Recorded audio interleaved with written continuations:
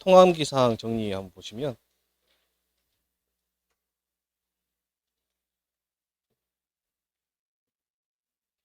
육아타박률 조사 나와 있죠.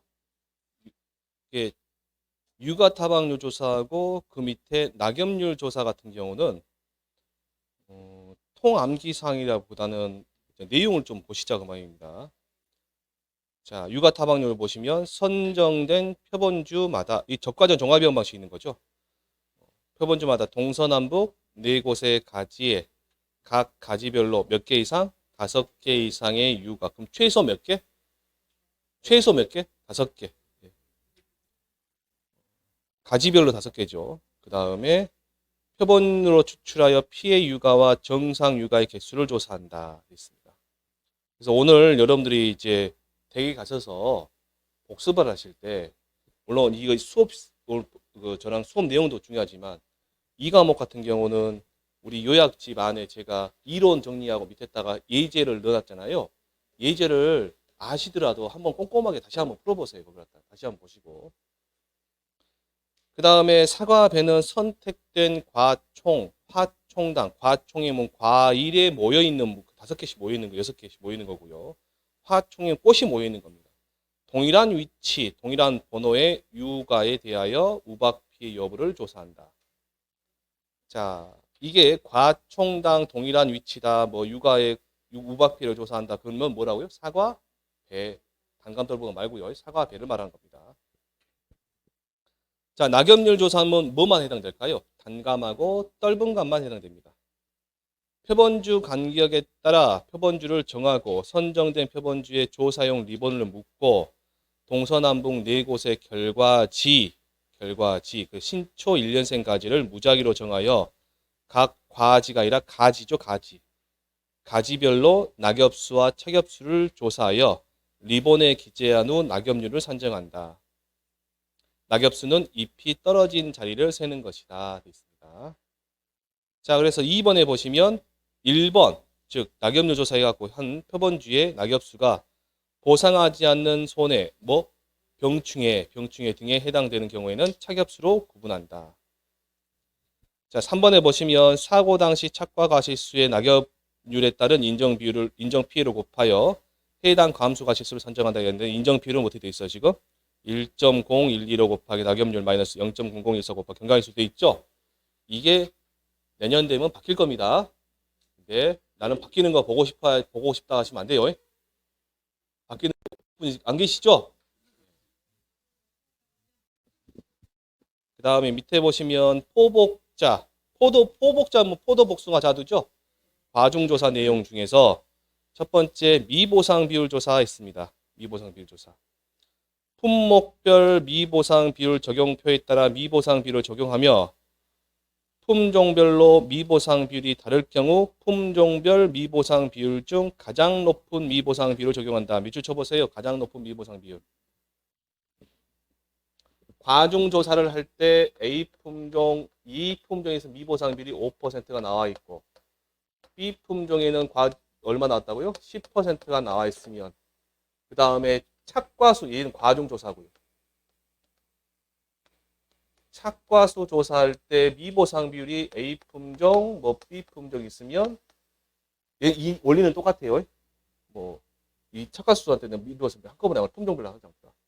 이때 만약에 5%가 나왔다. 그러면 이 둘 중에서 가장 큰 거 얼마? 10. 얘랑 이랑 비교해서 큰 거 얼마? 10. 이게 나중에 평년 수확량 마이너스 수확량 곱하기 미보상 비율 할 때 들어가는 미보상 비율이에요.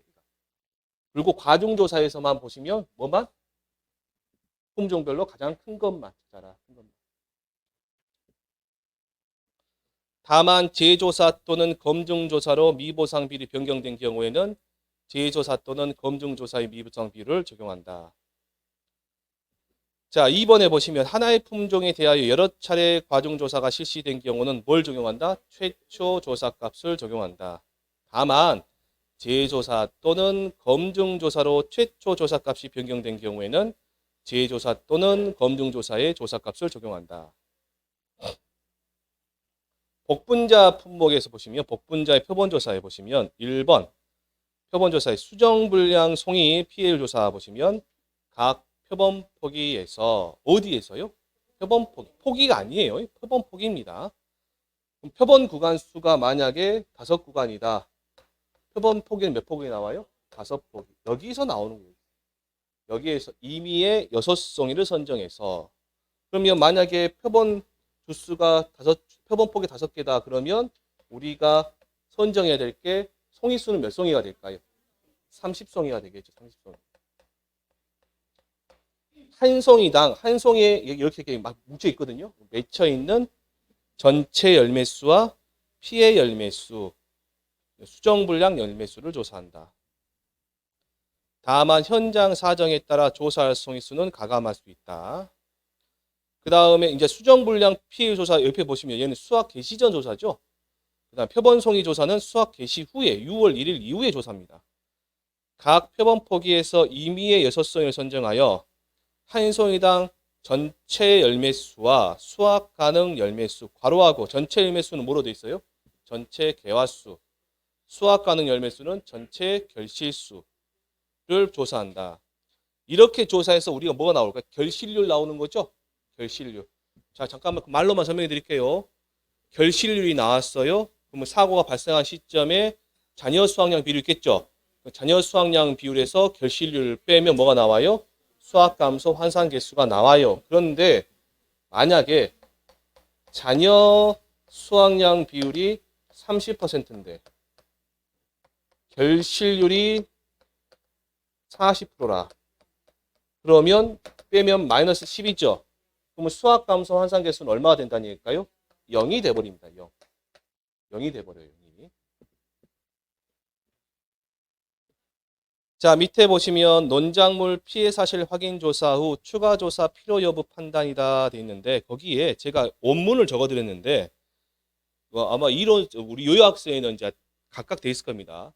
추가 조사의 종류는 2양 직파 불능 조사, 제2양 재직파 조사, 경작 불능 조사, 수확량 조사입니다.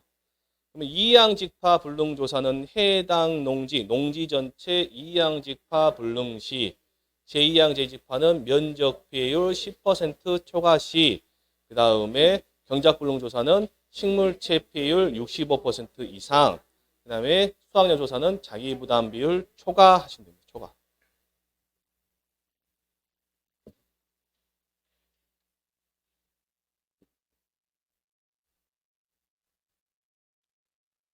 자, 이양직파 불능 판정 기준을 보시면 밑에 보상하는 손해로 인하여 이양 한계일 7월 31일까지 해당 농지 전체를 이양직파하지 못한 경우 이양직파 불능 피해로 판단한다 하시면 되고요. 넘겨보시면 자, 제2양 재직파 조사의 피해 면적 판정 기준 3가지. 묘가 본답의 흙과 분리되어 물 위에 뜬 면적, 묘가 토양에 의해 묻히거나 흙에 덮여져 햇빛이 차단된 면적, 묘는 살아있으나 수확이 불가능할 것으로 판단된 면적. 이게 아직 시험에는 안 나왔어요. 시험에는 안 났는데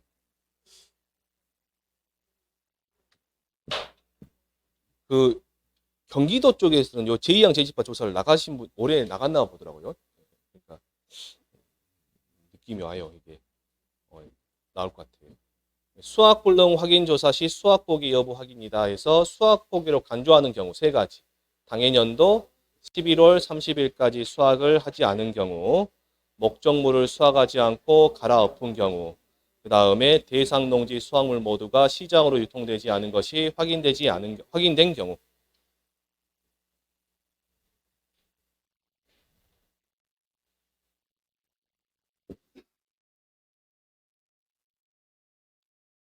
자, 그래서 밑에 보시면 이양직파 불능보험금의 지급 거절 사유에 보시면 자, 논뚝정리 괄호, 논가리 괄호, 비료시비 괄호, 제초제살 괄호 4가지 논가리, 논뚝정리, 비료시비, 제초제살포 등 이양전 통상적인 영농활동을 하지 않은 농지에 대해서는 이양직파 불능보험금이 지급되지 않는다. 이게 혹시 나온다 그러면 뒤에 말은 놔두시고 어디까지 외우시면 되냐면 논뚝정리, 논가리, 비료시비, 제초제살포 등 이양전 통상적인 영농활동을 하지 않은 농지 여기까지만 외우시면 됩니다.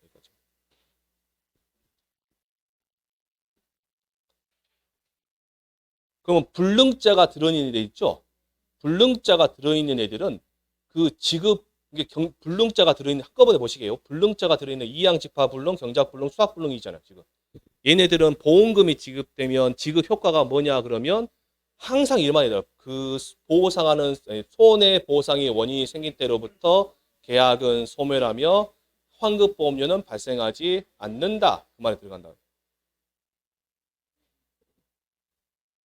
그래서 이양직파 불능공 보험금 지급 효과 한 칸 건너뛰어서 경작 불능보험금 지급 효과 또 맨 마지막에 보시면 수학 불능보험금 지급 효과가 다 똑같죠.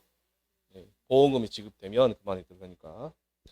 그러면 이제 경작 불능보험금의 지급 거절 사유 보시면 보험금 대상 농지 벼가 자 앞에는 신경 쓰지 마시고요. 산지 폐기 등의 방법을 통해 시장으로 유통되지 않은 것이 확인되지 않으면 말도 겁나게 어렵을 거같습 유통되지 않은 것이 않게 된 것이 확인되지 않으면 경작불능보험금을 지급하지 않는다.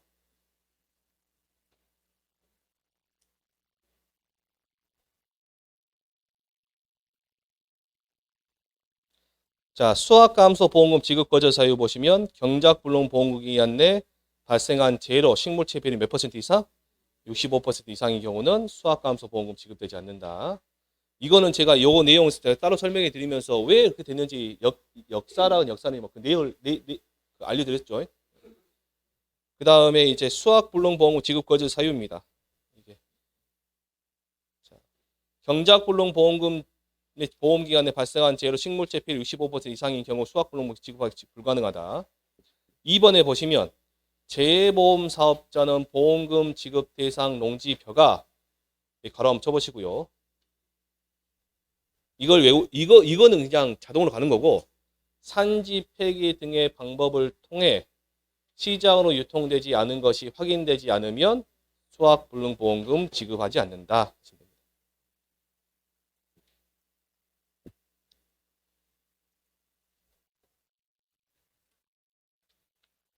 자, 넘겨보시면 이제 뭐가 나오냐. 수확감소 보장 받장물의 전수조사 보시면 콩하고 팥입니다.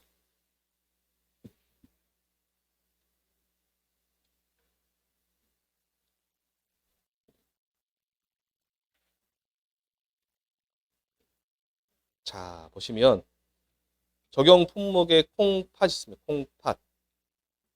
그다음에 전수조사 대상 농지 여부 확인. 전수조사는 기계 수확을 하는 농지 또 그냥 읽어볼게요. 그냥 쭉 따라오세요. 농지 또는 수확 직전 상태가 확인된 농지 중 자른 작물을 농지에 그대로 둔 상태에서 기계 탈곡을 시행하는 농지에 한한다.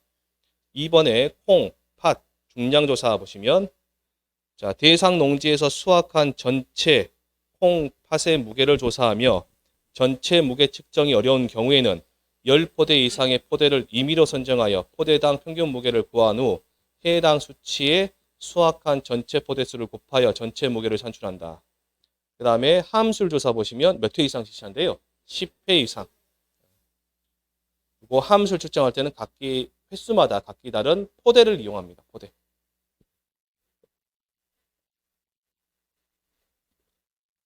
자, 그 다음에 이제 고추, 브로콜리 경과비율 조사 보시는데요. 괄호 1번에 사고 발생일 확인이라 되는데 얘는 6회 시험인가 한번 나왔어요. 사례 문제로 한번 나왔다. 사례 문제로. 재해가 발생할 일자를 확인하고 그 말은 재해가 발생할 일자가 뭐다? 사고 일자다 그 말입니다. 가뭄과 같이 지속되는 재해의 사고 발생일은 재해가 끝나는 날 가뭄 이후 첫 강우일 전날을 사고 발생일로 한다. 다만 재해가 끝나기 전에 조사가 이루어질 경우에는 조사가 이루어진 날을 사고 일자로 하며 조사 이후 해당 재해로 추가 발생한 손해는 보상하지 않는다. 그때 시험이 뭐라 나냐면요. 그 날짜를 구하라 걸고 이 날짜를 정한 그 사유에 대해 쓰라 했어요. 사유에 대해서. 그래서 뭐 가뭄과 같이 지속되는 그거 썼습니다. 전부 다. 자, 수학 예정일자, 수학 개시일자, 수학 종료일자 확인이다 돼 있는데 사고일자를 기준으로 사고일자 전에 수학이 시작되지 않았다면 수학 예정일자 확인. 사고일자 전에 수학이 시작되었다면 최초 수학을 시작한 일자와 수학 종료 일자를 확인한다.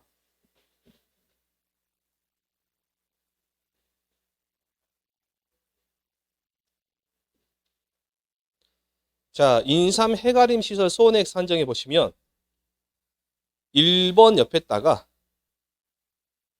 피해액 산정 피해액 산정이라고 한번 적어보시고요. 2번에다가 손액 산정 한번 적어보세요. 출제자들이 제목을 이렇게 달아서 피해액 산정을 어떻게 하냐, 그 다음에 구한 피해액 가지고 손액 산정을 어떻게 하냐라고 물어볼 수 있으니까. 그래서 피해액 산정은 단위 면적당 시설 가액표, 파손 칸수, 파손 정도 등을 참고하여 실제 피해에 대한 복구 비용을 기평가한 재조달 가액으로 산출한 피해를 산정하게 되어 있는데, 이 기평가한 게 뭐냐 보니까 보험에 가입할 때 계약자하고 그 회사하고 정한 제곱미터당 시설비를 말하는 겁니다. 제곱미터당 시설비. 저번에 제가 이전 수업 시간에 제가 간단하게 설명드렸지만, 가입을 할 때 우리가 가입 금액이 재조달 가액 곱하기 1 마이너스 감가상각률 하잖아요. 이때 재조달 가액은 제곱미터당 시설비하고 시설 면적 또는 재배 면적 하잖아요. 시설 면적 할게요, 제가. 재배 면적, 시설 면적. 재배 면적합니다. 그러면 이때 정하에 넣은 제곱미터 시설비를 지금 10,000원으로 해놨어요. 10,000원, 10,000원으로. 근데 이 물건이 물가 변동에 따라서 보험기간 내에 이때는 12,000원 할 수도 있고, 이때는 8,000원 할 수도 있고, 이때는 12,000원 올라갈 수도 있잖아요, 지금. 그럼 만약에 가입은 계약자가 10,000원으로 해놨어요. 그럼 10,000원에 대한 보험료를 냈다는 그 소리겠죠. 근데 8,000원 떨어졌을 때, 이때 사고 날 때 이런 말이 있어요. 보험 가액은 사고가 발생한 때와 곳, 거기 때 가액에 따라서 이제 정한다기 때문에, 그 말 때문에 만약에 8,000원으로 그냥 해버린다면 어떻게 돼버려요, 이게? 계약자는 10,000원짜리로 가입했는데 8,000원짜리 보상을 받으니 계약자 손해죠. 이래 버립니다. 회사 손해다만. 변한 대로 종용시켜버리면 보험금이 달라지잖아요. 정한 보험금. 그러니까 어쩐다? 다 얼마다? 10,000원으로 계산한다. 10,000원. 그게 이제 기평가라 그 말입니다. 그 다음에 2번에 보시면 산출된 피해액에 따라 감가상각을 적용하여 손해액을 산정한다. 다만 피해액이 보험가액의 20% 이하인 경우 감가를 적용하지 않고, 피해액이 보험가액의 20%를 초과하면서 감가 후 피해액이 보험가액의 20% 미만인 경우는 보험가액의 20%를 손해액으로 산출한다. 나올만 하겠죠. 이게 이렇게 물어볼 수 있으니까. 그 왜 지금 해드렸냐면, 이 문장 가지고 1번과 2번 가지고 5회 때 한번 나오고요. 7회 때 한번 나왔어요. 시험에. 계산 문제 나왔거든요. 그렇기 때문에 이제 계산 문제로 내기 힘들다 싶은 사람들은, 출제자들은 이걸 그냥 물어봐 볼 수 있습니다. 15점짜리로 딱 나올 만합니다. 길이도 그렇고요. 자, 그 다음에